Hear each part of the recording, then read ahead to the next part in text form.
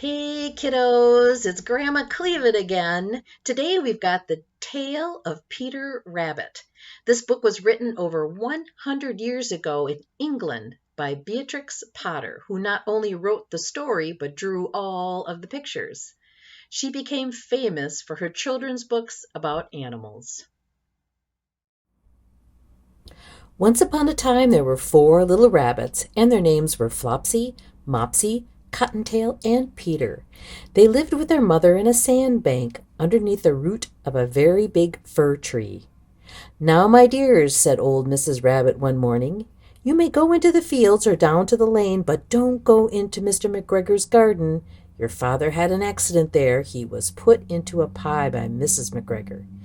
Now run along and don't get into mischief. I am going out." Then old Mrs. Rabbit took a basket and her umbrella to the baker's. She bought a loaf of brown bread and 5 currant buns. Flopsy, Mopsy, and Cottontail, who were good little bunnies, went down the lane to gather blackberries. But Peter, who was very naughty, ran straight away to Mr. McGregor's garden and squeezed under the gate.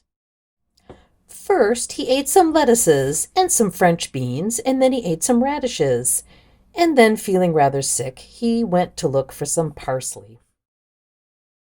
But round the end of a cucumber frame, whom should he meet but Mr. McGregor? Mr. McGregor was on his hands and knees planting out young cabbages, but he jumped up and ran after Peter, waving a rake and calling out, "Stop, thief!" Peter was most dreadfully frightened. He rushed all over the garden, for he had forgotten his way back to the gate. He lost one of his shoes among the cabbages and the other shoe among the potatoes.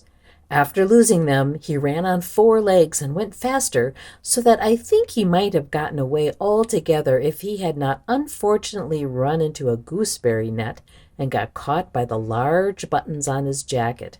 It was a blue jacket with brass buttons, quite new.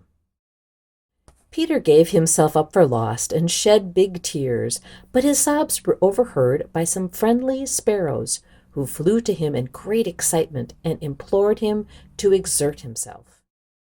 Mr. McGregor came up with a sieve, which he intended to pop on the top of Peter, but Peter wriggled out just in time, leaving his jacket behind him. Peter rushed into the tool shed and jumped into a can.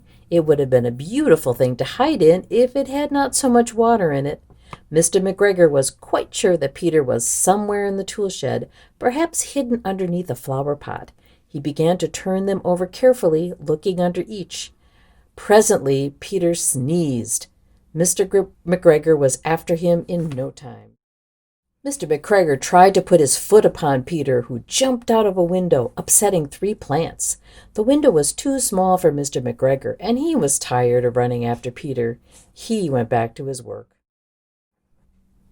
Peter sat down to rest. He was out of breath and trembling with fright, and he had not the least idea of which way to go. Also, he was very damp with sitting on that can. After a time he began to wander about, going lippity-lippity, not very fast, and looking all around.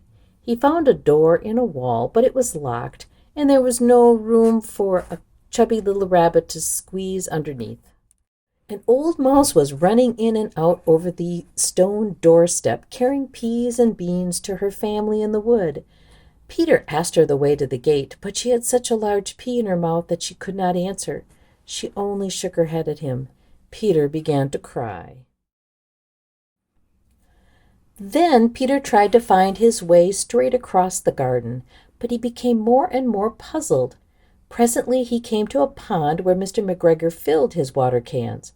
A white cat was staring at some goldfish. She sat very, very still, but now and then the tip of her tail twitched as if it were alive. Peter thought it best to go away without speaking to her. He had heard about cats from his cousin, little Benjamin Bunny. Peter went back towards the tool shed, but suddenly, quite close to him, he heard the noise of a hoe. Scritch, scratch, scritch, scratch. Peter scuttered underneath the bushes. But as nothing happened, he came out and climbed upon a wheelbarrow and peeped over. The first thing he saw was Mr. McGregor hoeing onions. His back was turned towards Peter, and beyond him was the gate. Peter got down very quietly off the wheelbarrow and started running as fast as he could go along a straight walk behind some black currant bushes. Mr. McGregor caught sight of him at the corner, but Peter did not care. He slipped underneath the gate and was safe at last in the wood outside the garden. Mr. McGregor hung up the little jacket and the shoes for a scarecrow to frighten the blackbirds. Peter never stopped running or looked behind him till he got home to the big fir tree. He was so tired that he flopped down on the nice soft sand on the floor of the rabbit hole and shut his eyes.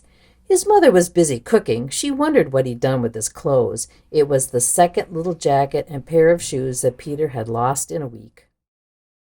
I'm sorry to say that Peter was not very well during the evening. His mother put him to bed and made some tea, and she gave a dose of it to Peter, 1 tablespoonful to be taken at bedtime. But Flopsy, Mopsy, and Cottontail had bread and milk and blackberries for supper. Beatrix Potter talks about gooseberries and currants in her story. Gooseberries are green and currants are red or black. Both grow on bushes and are delicious, especially in jam. Well, I hope you liked my rabbit story. And remember, Grandma Kleven loves you.